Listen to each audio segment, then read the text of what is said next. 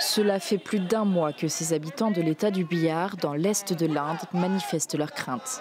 Le 24 juin dernier, la commission électorale indienne a annoncé la révision soudaine des listes électorales. Des millions de personnes risquent l'exclusion. Cette initiative, appelée révision intensive spéciale, est une procédure légale, mais elle est rarement mise en œuvre si près des élections. Au Bihar, les régionales sont prévues pour la fin de l'année. Les associations de défense des droits humains doutent qu'un mois ait pu suffire pour vérifier équitablement les documents de citoyenneté des 80 millions d'électeurs. La commission électorale indienne aurait dû accorder au moins 6 mois ou 1 an afin que ce travail puisse être effectué. Il y a beaucoup de confusion parmi la population. Les gens ont peur et s'inquiètent que leur nom soit rayé de la liste et qu'ils perdent leur citoyenneté. C'est pourquoi il est si important de s'opposer à cette mesure. Le Bihar est l'État le plus pauvre de l'Inde, mais aussi celui qui affiche le taux de migration interne le plus élevé. Nombreux sont ceux qui n'ont pas le temps de s'enregistrer dans les délais. Les communautés marginalisées qui ne disposent pas de documents sont les plus touchées.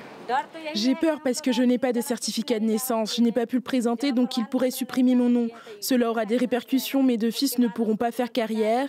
Même s'ils font des études, ils ne pourront pas trouver de travail si leurs noms ne sont pas sur la liste. Cela aura un impact sur nos moyens de subsistance. Selon les experts électoraux, jusqu'à présent, les électeurs indiens n'ont jamais eu à prouver leur citoyenneté. L'indépendance a donné à chaque Indien le droit de vote.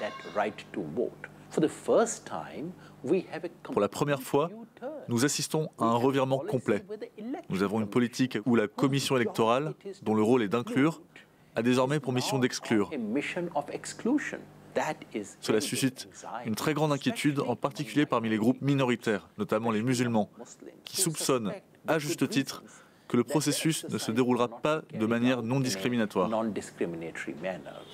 La commission électorale indienne défend cette mesure comme un nettoyage constitutionnel. Une révision similaire des listes électorales est prévue sur l'ensemble du pays.